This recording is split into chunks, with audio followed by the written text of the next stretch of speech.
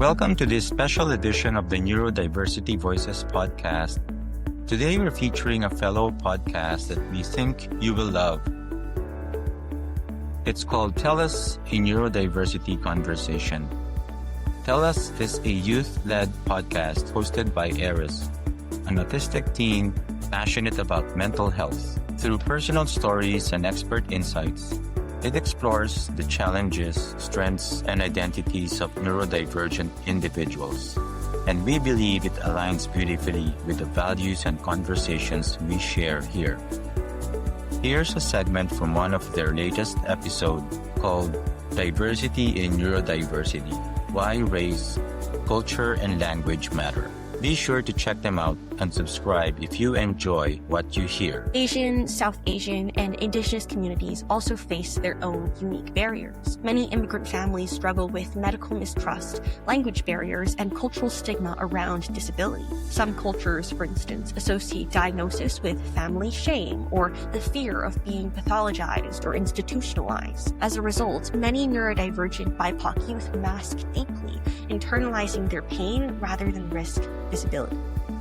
We've talked about masking before in this podcast, which is the act to camouflage autistic or neurodivergent traits to appear typical. This is something many of us learn early, but in some cultures, masking is more than just a coping mechanism. It's an expected behavior. For instance, in East Asian and Southeast Asian families, for example, emotional restraint, academic perfectionism, and conformity are often deeply ingrained.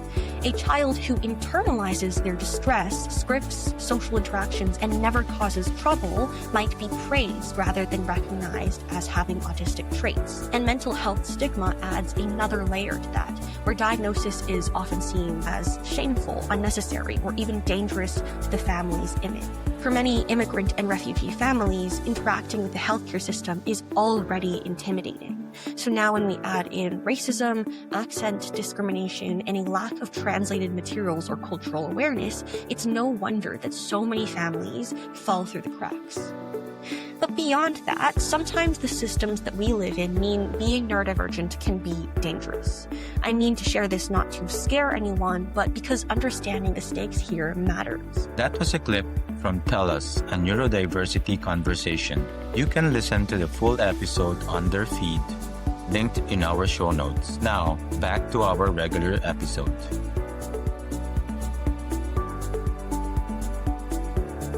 Hello and welcome to the Neurodiversity Voices podcast. I'm your host, Paul Cruz, and I'm thrilled to have you join us on this journey of exploration, advocacy, and celebration of neurodiversity. Together, we'll have meaningful conversations, share inspiring stories, and challenge misconceptions about neurodiversity. This podcast is for everyone, whether you're neurodivergent yourself, an educator, parent, or just someone curious to learn more. Our goal is to amplify voices, foster understanding, and spark change in the way we view and support neurodiversity. We're so excited to have you with us as we celebrate the beauty of diverse minds and work toward a more inclusive future.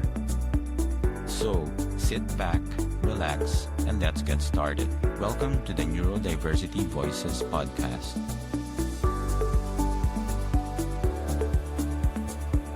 Today we're giving the opportunity to two university students, Hussein and Zion from the Venture for Canada through their entrepreneurship program, which is a project-based program designed to show post-secondary students that paid work experience, network connections, and career clarity don't just come from a job.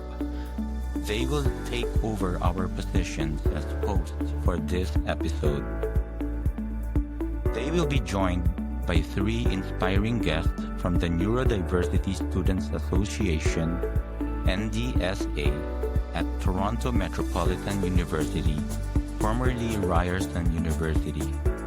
This public research university is in the Garden District in downtown Toronto, Canada. Our guests are Jenna Ignaczak, the co-president, Malka Finkelstein from the Events and Marketing Committee, and Maddie Sardone, Vice President of Marketing. Together, they will discuss what it really means to build a neurodivergent-friendly campus, the systemic barriers that still exist, and how Generation Z is actively shifting the narrative on neurodiversity. Let's get into their conversation.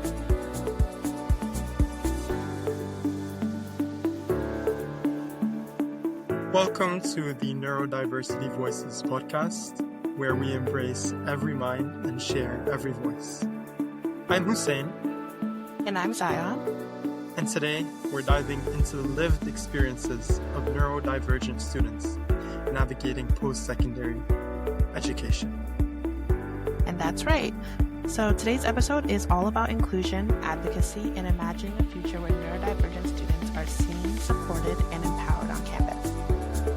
We're excited to welcome our guests from the Neurodiversity Students Association at TMU. Let's kick things off with some introductions. Could each of you tell us your name and a little about what inspired you to join the NDSA? Sure. My name's Jenna, and I first started university a few years ago, and I was having trouble making friends on campus, so I was looking through the school website to find a club that I could join. Saw the NDSA listed there, and I decided to join. And when I first joined, it was like very dead, and there wasn't a lot of chatting going on, but slowly the club picked up, and there was a new president, and everything just got a lot more active. And then that's how I kind of joined the committee and then became director of events, and now I'm the co-president. Hi, my name is Malka. I am a upcoming student at TMU, so I start this September. I was actually aware of the club before I became a student. I have a friend who's actually a TMU student who kind of introduced me to his friend group, which just happened to be the people that are in charge of the club now. So I was offered to join the club as a committee member once I was officially enrolled at TMU. I was diagnosed with ADHD as an adult, and so it's very interesting for me because I didn't realize I was ADHD until I was in my 20s. And so with the club, I kind of feel like I want to be able to help people who are kind of in this similar boat to me, where they weren't necessarily aware that they were neurodivergent as a child, but now as an adult, everything kind of just falls into place. To start us off, we'd love to hear from each of you. What does the term neurodiversity mean to you personally? To me, neurodiversity is just a word that describes how everyone's brain is different, kind of encompasses everyone. And then within neurodiversity, you have both neurotypical and neurodivergent people. It's a pretty broad term, and I think I like it a lot because instead of pathologizing people and putting them into this outcasted box, it kind of just says we're all neurodiverse and we all work differently. And it just emphasizes that there isn't one right way to be, and everyone has certain strengths and challenges. Then you can kind of get into the more specific terms like neurodivergent, and that is also a pretty broad term, and it just kind of encompasses everyone that isn't neurotypical. So for me, I see neurodiversity as kind of what makes you unique. And kind of working off what Jenna said is it's a way to describe, everyone as a whole.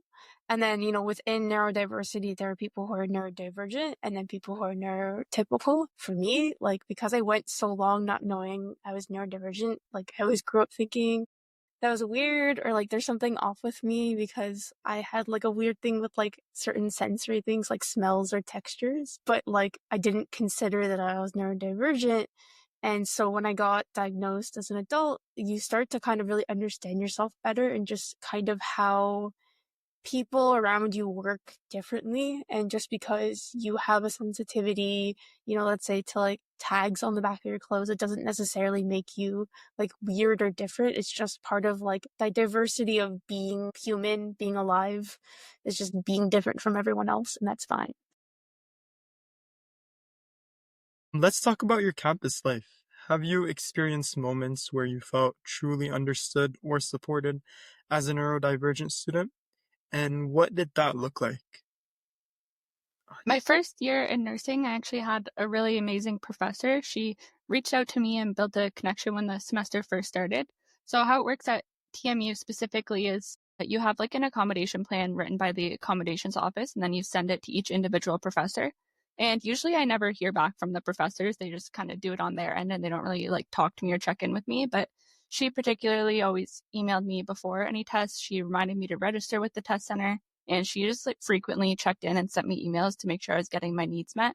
It was super helpful because when you have to register for every test and every assignment, it sometimes is like dozens per semester and it can be pretty difficult to stay on top of it. And another time I had a really good professor was in a disability studies class, and she was very accommodating. She made sure that everyone had access to the notes, whether or not you had that specific accommodation, which was really neat because it didn't really make you feel like outcasted. And sometimes advocating for getting your needs met can make you feel like you don't have dignity, or that it's sometimes can be really exhausting and scary. But she made it so that everyone could have the accommodation and you didn't really need to like disclose super personal medical information to get it. And that was really nice. So I am still a new student at TMU, so I don't really have the most anecdotes to speak of yet. I'm hoping that everything will go smoothly. I'm currently in the process of getting registered with our accessibilities office. I could speak on the club that I feel very welcomed by the club.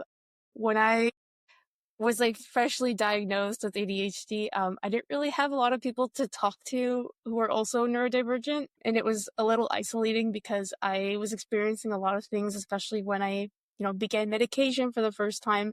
I would like have no one to talk to, so being a part of the club has been like a very welcoming experience thus far. So yeah, I'm hoping to have only good things to say when I actually start classes.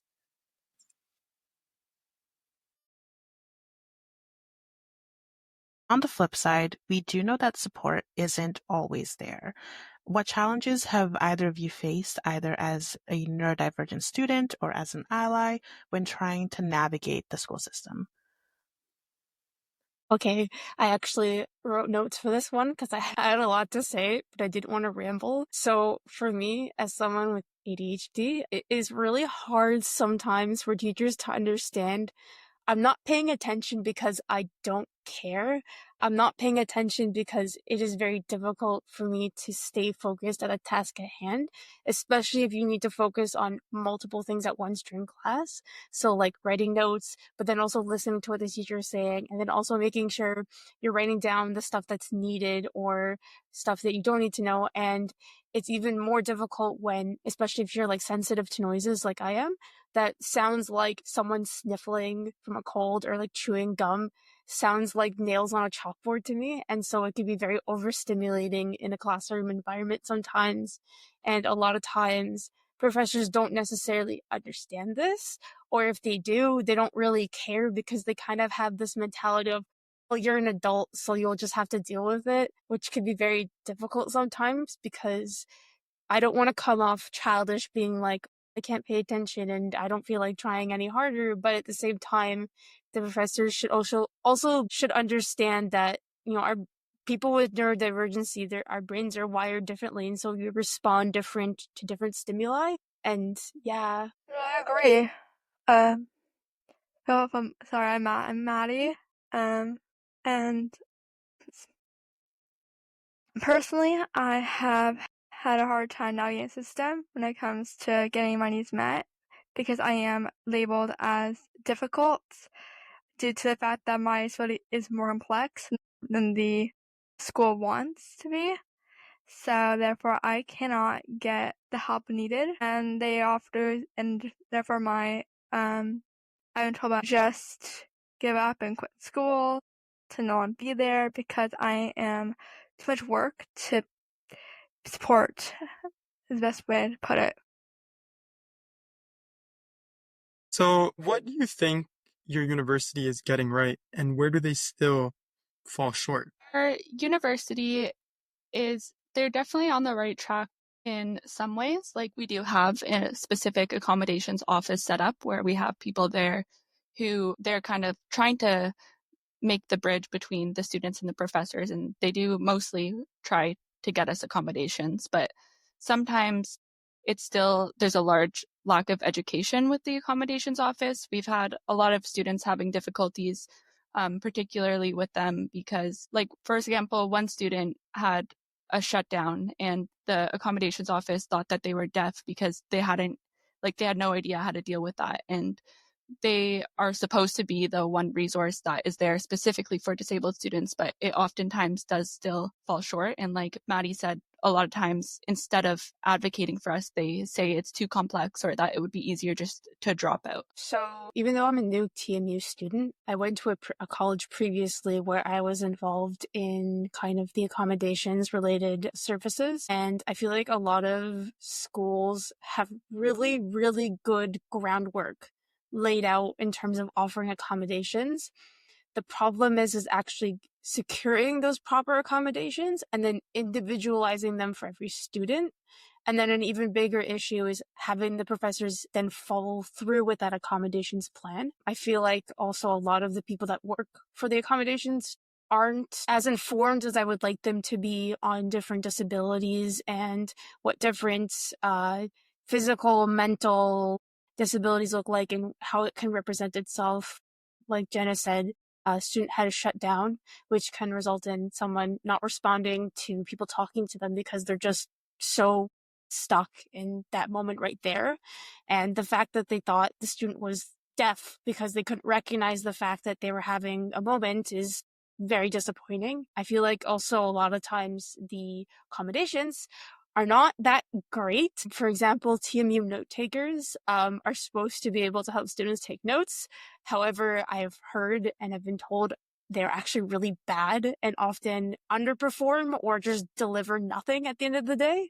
And I also hear a lot about professors who just don't care enough, or they have a lot of personal biases against students with accommodations, and so they just won't follow through on the accommodation plan that a student has presented them from the accessibility office.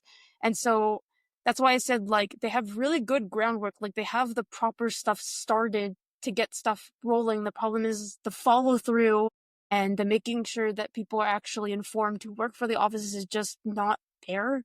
And it can be really frustrating because from a surface level, it looks like TMU does great in their accessibility, but then you see all of the cracks kind of underneath the surface, and it can be kind of disheartening if you have more complex needs.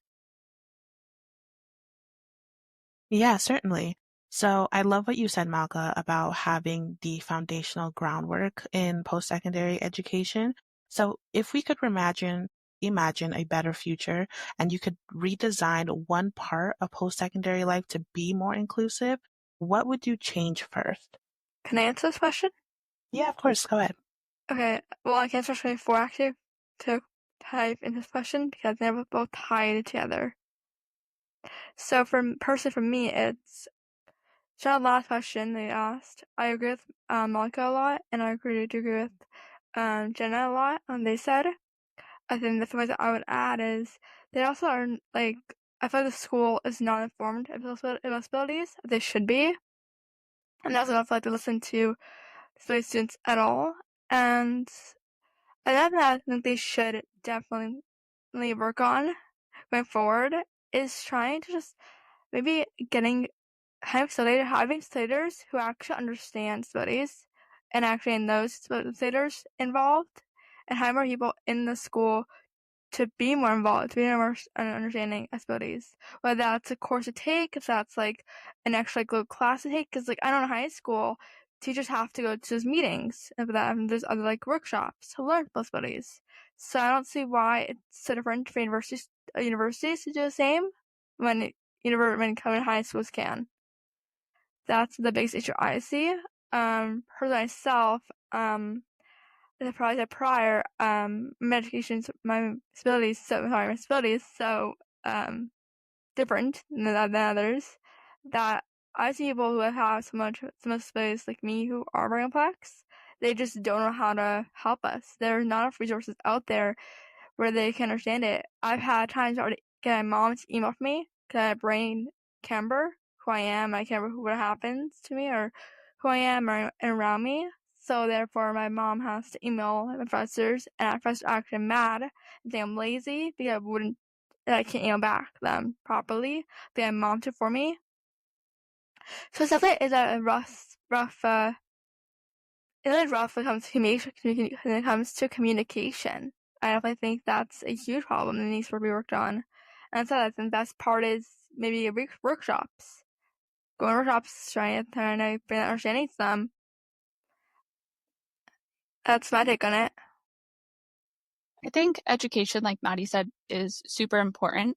I think also a way that the school could do this is by having maybe like other students paired up with other disabled students so that they can kind of advocate on each other's behalf, because a lot of times also when you're joining these meetings with your facilitator, it can be really exhausting trying to stand up for yourself and also really scary. Sometimes you don't even know what's available because everything is kind of like hidden behind all these different pathways that you can't really easily access. So having someone there that could be advocating for you on your behalf, whether it is like another student or someone else, I think that would be really helpful, and that would probably really help make post-secondary life better for a lot of people. Looking at the bigger picture now, what does a truly neurodivergent-friendly campus look like to you? So this question I was like thinking on answering because I was having a hard time coming up with an answer because I'm not really sure how to phrase this. Like in terms of like my needs when it comes to stuff like accommodations, I would say I'm like on the lower end of needs. A lot of the stuff that I look for in accommodations is probably the simplest ones they give, and so I wasn't super sure with what a truly inclusive campus would look like, but I think a really good start would be talking to the voices that you need to talk to. So talking to neurodivergent students and just straight up asking them, what would you want to see in our campus? What are some things that you think would be more neurodivergent friendly? Because the best way to kind of figure that out is talk to the people that need it the most. Yeah, for me, it would definitely be, I think the best way to make it more safe place for neurodivergent students to go to school, or even be part of school, would definitely be adding courses online, or having classrooms have like less like having the lights being more dim. It would definitely be helpful. I know lighting for a lot of people is very sensory issues. So having dim lighting, having lighting that does not cause many sounds, that'd be great. I also definitely do think that, like Malka said, I think you have to ask the students what they need, and getting better resources, getting note takers to actually take notes, get recordings, record your classes while doing them. Like you don't have to record a video recording of it, but you get a recording of like them talking. Being able to even get transcripts. Those things those things would be a life changer for a lot of students, and they're actually not doing it. And I think it's because, once again, it's the fact that it is much easier to get rid of us than it is to keep us. It's much easier to say, you know what, you're disabled, let's just get rid of you. And that's what they want to do. They want to check the door. And I'm not saying because I'm being biased and I'm being mean, but because I've seen it. My whole life I've seen students and to be told they're not good enough, just get out the door, just don't bother with school. We taught it. And it had me. Like I've had doctors, teachers, professors my whole life telling me I don't belong in school. I shouldn't go to school. I'm not going to go to school. Even when I went to university, I was told I should drop out. And I was told by a doctor that I should consider, well, not a doctor, a medical professional, which I consider MAID as an option due to disability. So there's many different obstacles when it comes to learning. I agree with hearing more people and what everyone needs, because everyone's access needs can be so different. To me, I think it would be more openness on what resources are available for us and how we can access them, more like clear instructions on that, and also more online classes, or like Maddie said, like even just the transcripts. Like someone recording the lecture and then sharing it, because sometimes it's not always possible to get in class, like whether you're not feeling good. A lot of people have different disabilities that they can't actually show up in person, but it's not very difficult to just record the classes. I think it's something that could be really easily done, but unfortunately it's not done. We know that peers and professors can play a big role in shaping your experience. How can fellow students be better allies to their neurodivergent peers? That's really funny because I wrote like 2 lines of notes. I wrote that I'm not really sure how to answer this because, and I feel like I'm very lucky, I haven't really dealt with issues of people being ableist to me. And I think it's because for a really long time, I was masking basically my entire childhood, I want to say. A lot of the times, the only people that I really see like making blatant kind of, not sure the word I want to use is blatant like talking down to people with disabilities is like boomers who go like, oh, everyone these days is autistic. I feel like a mistake that people often make is thinking like every autistic or every ADHD person is exactly the same, when in reality, it's very much a spectrum of different needs and stuff like that. Sorry, what's the question again? When it comes to students being better allies to neurodivergent peers, what would you like to see and how do you think that could happen? I'd say advocate. Like, I think the best thing to do is you're in a classroom, you're gonna see people talking, and you're gonna hear discussions happening. And if you see something that's unfair, speak up about it. Like, it's not hard to say, hey, I don't think that's fair, or hey, I don't think that's okay. Like, and as a social work student, we're told that. We're told to speak out. We're told to call it out. And I think it's really disheartening because I've seen it in my program where people don't. I've been told many times by peers, what's wrong with you? Why can't you just get it together? By the students. And I've seen those students who just can't because disabilities won't let them. And it sucks because as a person who is also disabled, I've had to step up while having a seizure, having to help other students out because no one else will. And the professors don't really want to, or the schools don't want to help me out, so I have to then take a abundance person who is support system for students, who actually is way higher up than AAS. If you go to them for massive big things, and they're not helpful either sometimes. Sometimes they don't really know how to help you out because school is so limited in instructors. That leaves a lot of students not being able to help their fellow students out, which I think again is the problem with the institution itself. I think definitely like surrounding yourself with neurodivergent people, hearing what they have to say about it. There's a lot of, I think most people, they don't really realize some of the things that they're saying are harmful, like what Malka said about how a lot of people say like, oh, everyone's a little bit autistic, or people saying like, oh yeah, I have trouble focusing sometimes, I have ADHD, but kind of using it in more of like a general sense instead of like realizing how like significantly these conditions can actually affect people. And then, as Maddie said, like speaking up about it when you hear someone saying things that aren't true, or just making sure you're not perpetuating the harmful stereotypes that are out there is really important. Thank you both. And Malka, I think you made a really good point that you stated you saw a lot of ableism from older generation. So what role should professors or administrators play in creating inclusive spaces without overburdening themselves or the system? I've had some really good experiences with professors, like before they email me, before tests, making sure I sign up and everything, and that's super helpful. A lot of times, I think it is difficult because professors do have a lot on their plates, but they do also have teaching assistants, and I think the best way was the disability studies professor who she had other students, instead of having to write the weekly discussion posts, she offered an alternative of uploading the notes for everyone. And that's a really good way to like offload some of the work from themselves and just have it like the students really don't mind, especially when they're given like an alternative assignment like that, so that they don't have extra work. It's just something different and still shows that they're learning the content. And then having the students supporting other students is really effective and a good way to do it. Yeah, for me, my professors have actually been more helpful than my facilitators have been, and the school's been. So, giving like different alternate assignments, getting longer on exams, so that's been very helpful.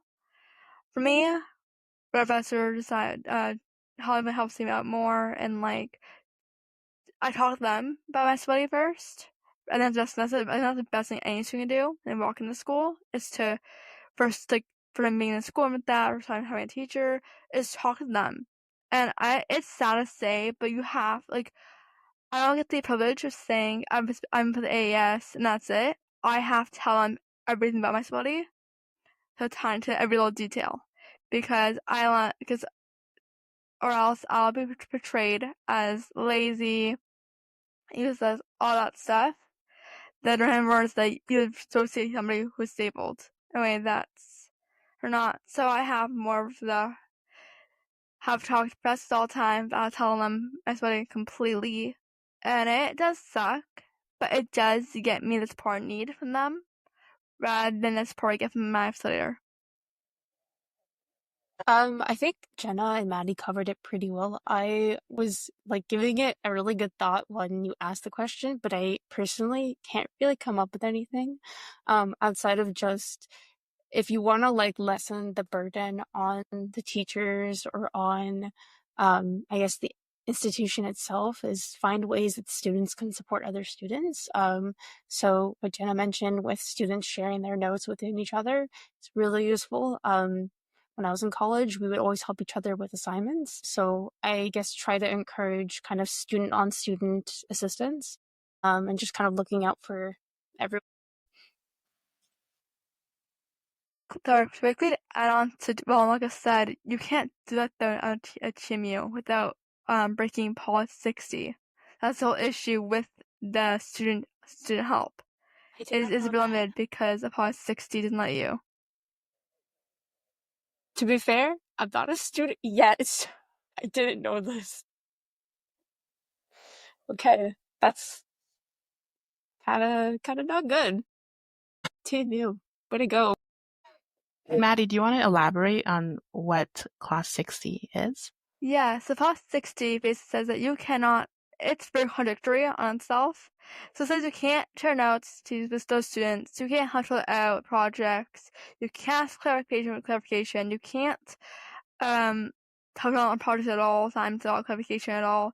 And it is, I think, honestly, reading it, I read it throughout the years. I'm part of AIA, which is Academic Integrity Ambassadors, and I'm part of it for years now. And it is one of the most confusing policies out there, I think. It makes no sense half time, because why can't we ask students for help? Like, go peers and, talk to our peers and ask them, hey, what's this about? What's this about?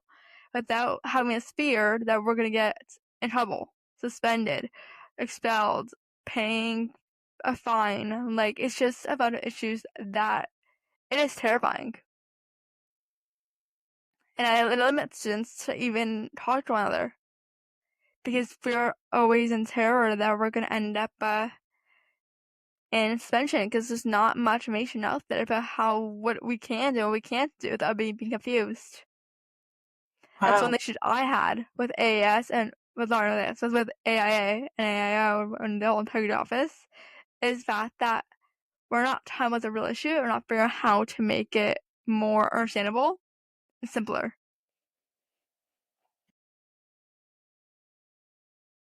Let's talk about accommodations and disclosure. How do you guys approach conversations about your neurodivergence in school or even professional settings? Is it empowering or stressful or even both?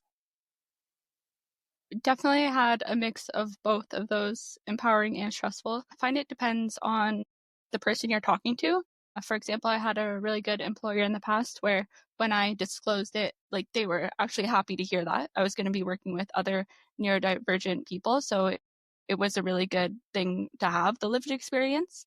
And then I've also been very afraid or scared to share that I need accommodations when I've heard this particular person I have to talk to saying harmful things about disability.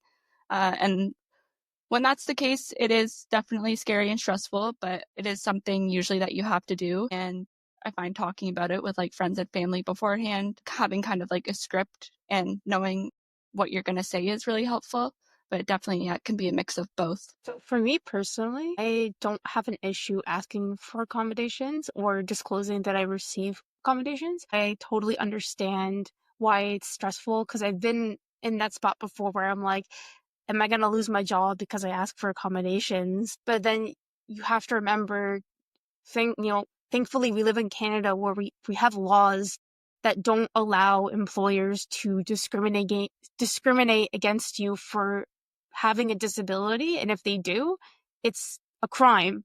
So I find that it's better to just, even when it's really stressful or scary to ask an employer, to ask a, educational institution for accommodations, you just have to be upfront what your needs are, because if they don't know, they won't be able to help you or offer you anything.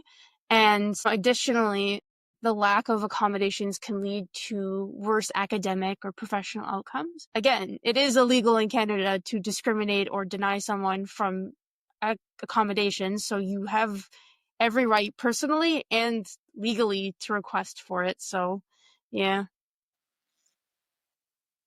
Malka, as you said, it is illegal and it's discriminatory, but the problem is they do it. Like, it's done at university. We've seen it. I mean, I'm pretty above it, honestly. I haven't had a class this last year in person, and I was not able at all to have notes, lectures, nothing. On my own self, I found myself the entire class, paid for it, but I had no professor to teach me it.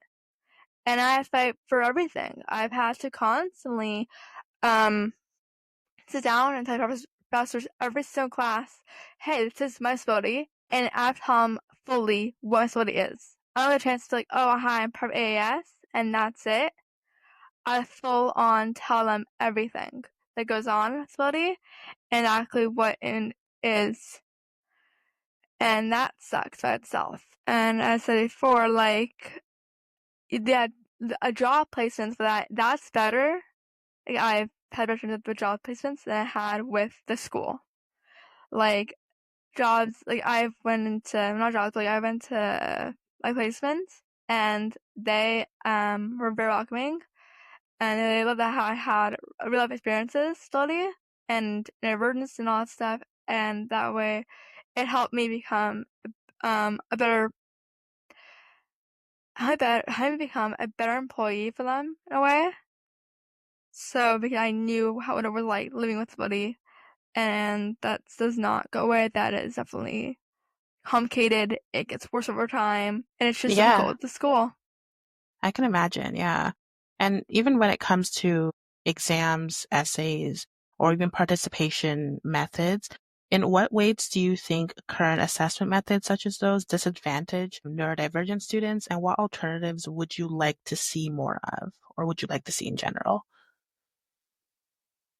For me personally, because I have memory issues, like I said before, I do tend to have times where I had seizures and I don't remember anything at all that happens.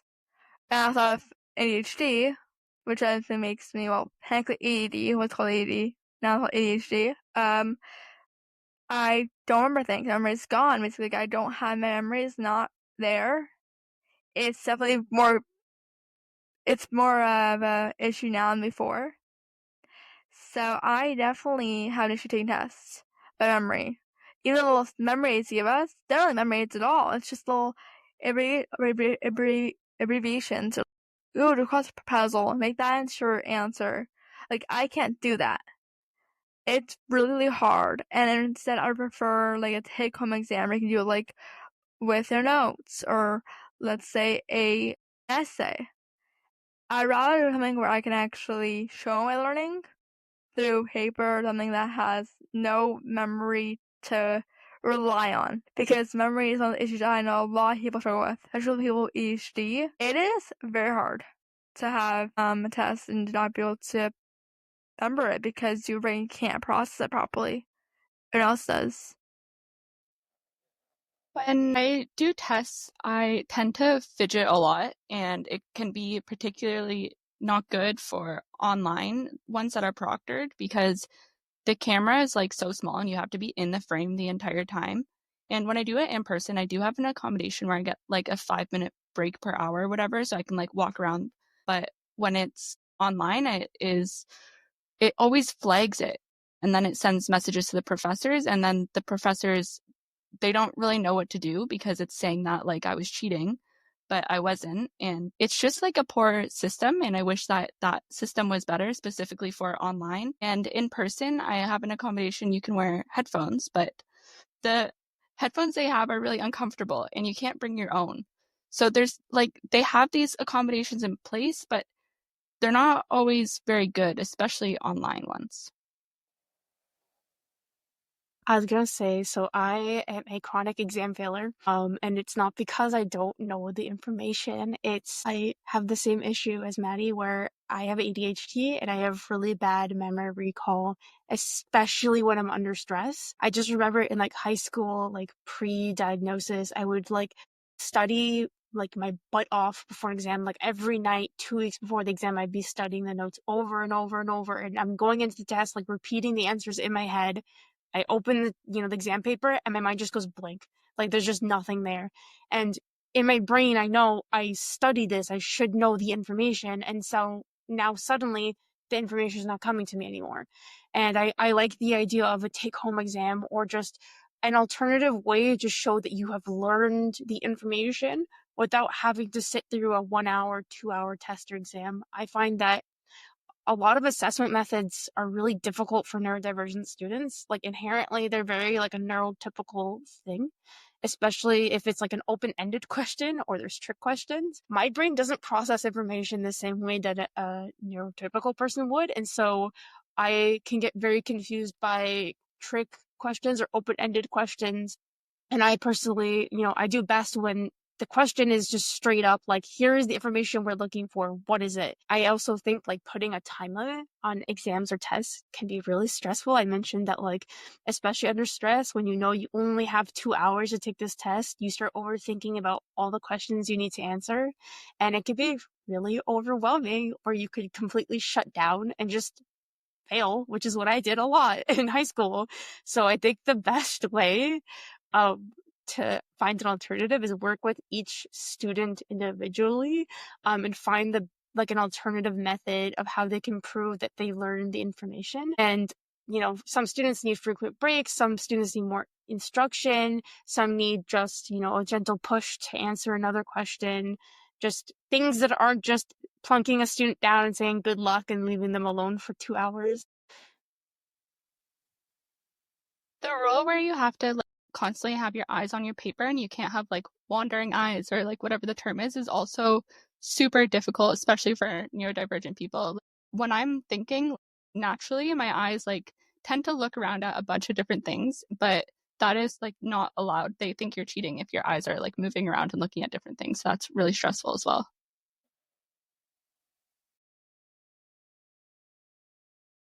So, have you guys ever felt like you needed to mask or suppress parts of yourself to succeed academically?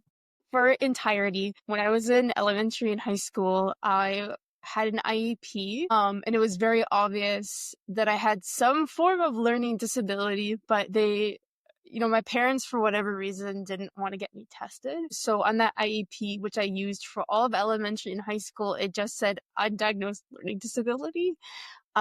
And I grew up in a religious environment, so I was in private school where I was learning. Half the education was like regular school studies and the other half was religious studies. And especially when you're in a small enclosed environment, most, if not all, the students are neurotypical, and unfortunately they don't know what to do with students who aren't. And so I was one of those students where they didn't really know what to do with me, so they just kind of tried their best. It let me skate by somehow.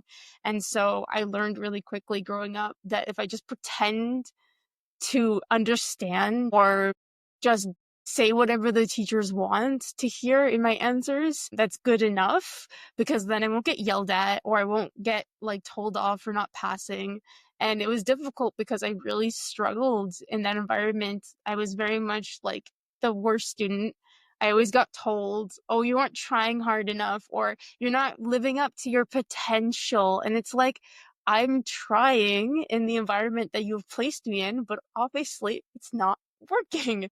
I find that traditional teaching methods don't really work on people who are neurodivergent, because by nature it is a very neurotypical environment. So it forces a lot of neurodivergent students to either like completely flunk, or they really have to mask and conform to the environment, which is a huge detriment to themselves. And I just really wish that there was more teachers that understood that it's not a one-size-fits-all teaching kind of style. So for me, I had kind of opposite experience. I was diagnosed as a kid at age 6. At age 6, I was diagnosed abilities. So I have like mixed abilities. I don't know how many I diagnosed. It was unlearned abilities, communications. So it means it's up to like 6 disabilities I have. My aunt went through it, psychologist helped me figure out which one I actually had, because they don't tell you unless it's like one disability only. They'll tell you. But we had many. They just had disabilities, and so my aunt went through it and I found out which one I had and what it was. But as well as disabilities, I also have ADHD, and I have a triage mutation, which is called my seizures and all my other issues. But basically for me, it was known as, in school, I was known as demonic. I was called demonic. I was told I'm never going to pass school. So I had to literally make sure that I was perceived as perfect. When I used to study from, and this is at the age of 7 years old.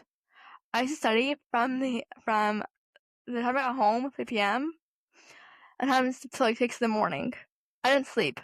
In high school, I was lucky if I got 5 minutes of sleep, because I constantly thought that education was a privilege and not a right. Like I didn't think I had a right to education.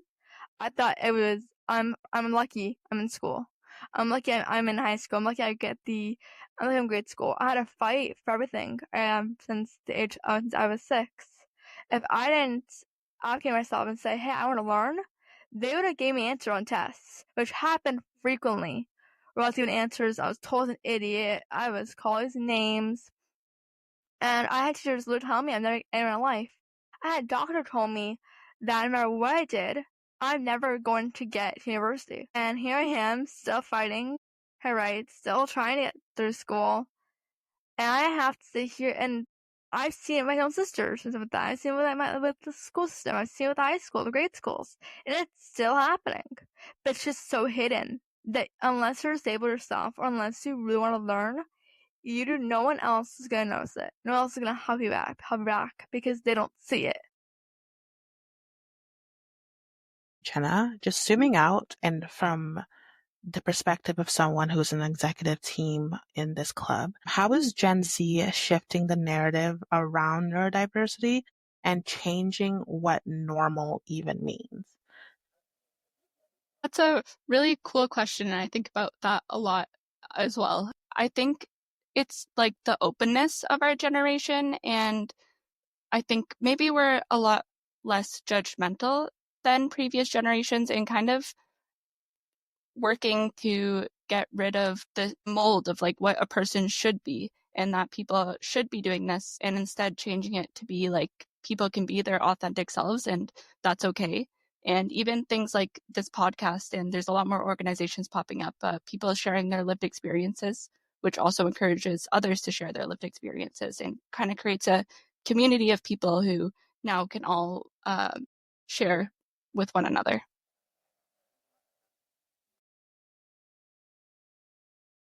So I wanted to ask you guys, what gives you hope for the future of education and accessibility? Social workers, the social work students, I can always say, a lot of social workers are looking at how to improve systems. Like our job is to take systems and policies and tear apart.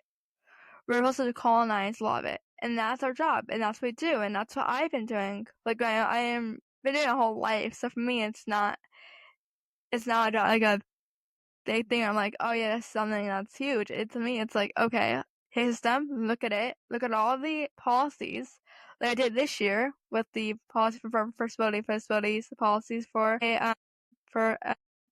policy 60. Both policies, looked at both of them, and I literally took them and I read them all, and I took them apart, like section by section, and I literally submitted a paper for my professor talking about how the issues are in the school, and it is not an easy job.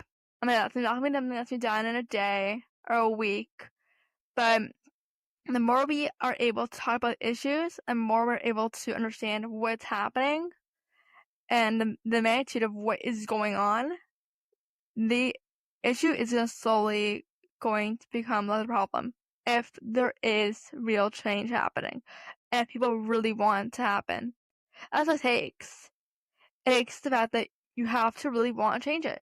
You have to really want to make the change. Because it's always saying, hey, I want to make change, but yet when the process of actually making change is the difficult part. Like, I'm myself, I'm a research student, and I've done that where I've had to look at the policy 60, try and inform students about it, try to see the correlations between cheating, disabilities, mental health, and policy 60 to see where are we going wrong. And the problem is no one wants to look at those issues. So how can we really change it if no one looks at the issues? And that's the problem that we're having. And that's going to be a solution as well, is if we do those issues, we actually do take a lens and stop trying to see all the goodness of a thing and actually look behind it all the cracks, look at the information, look at how it's broken down. We can then fix it from there. But it's only if we're willing to.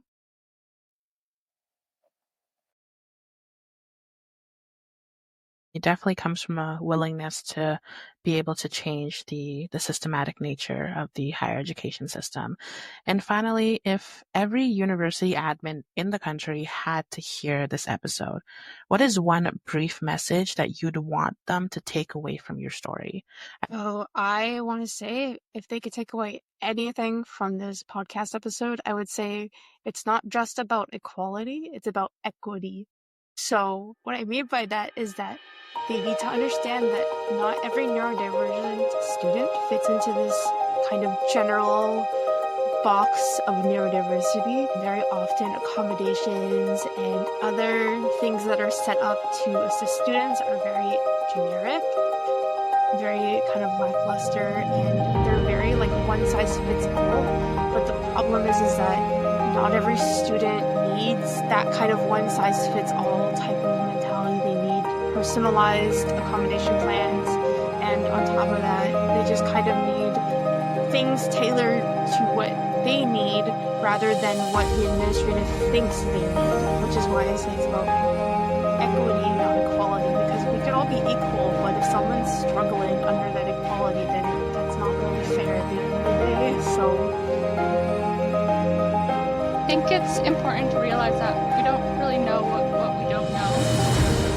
It's important to ask questions to students instead of just assuming that they are being lazy. A lot of students are trying their best, especially in higher education. People are paying and they've applied to these programs and they do want to succeed, but oftentimes they're not given the resources they need. So instead of assuming things about the student, I think we should have a meeting with them and discuss what specifically they need to help them succeed.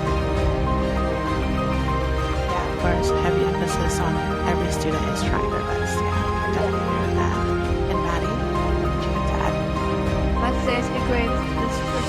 Stereotypes. Like, look at stereotypes, look at the way you're receiving disability, and absolutely change the mindset you have. And look at your systems in total. Like, what are you doing to make it more ableist? What are you doing that's not helping it? And what are your beliefs, and how can you change that?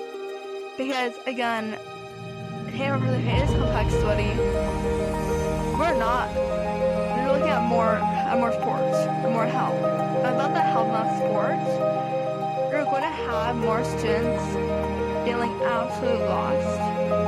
And I'm lucky that I was always fighting. I'm lucky that my mom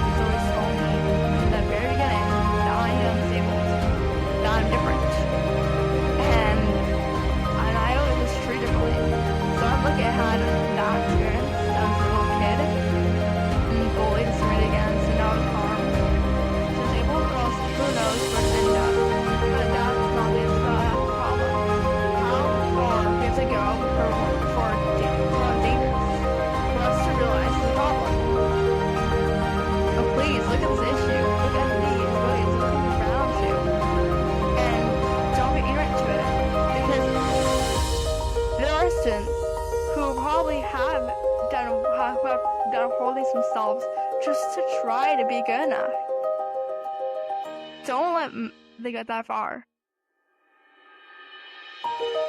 Thank you so much for sharing your stories, your insights, your vision. Your voices are very powerful and very necessary.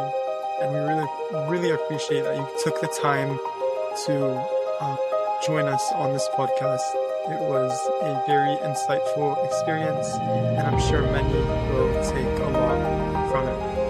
Thank you once again, Malka, Jenna, and Maddie. For having us.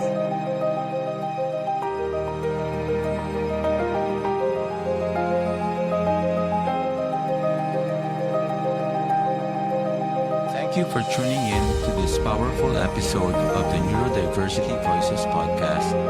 We're so grateful to Jenna, Malka, and Maddie for their courage, insight, and honesty. We also want to give a warm appreciation to our two amazing hosts, Hussein and Zion. This conversation was more than just informative. It was a call to action. If there's one thing we hope you take away, it's that equity matters. Listening to lived experience matters, and together we can create educational spaces that honor and uplift every kind of mind. If you enjoyed this conversation, please rate, share, follow, subscribe, and leave a review on your favorite podcast app. If you have any questions, ideas, or stories you'd like to share, please feel free to contact us or fill out our listener survey form on our website at neurodiversityvoices.com. We'd love to hear from you. Until next time, take care, stay curious, and keep celebrating the beauty of diverse minds. Thanks for listening to the Neurodiversity Voices podcast.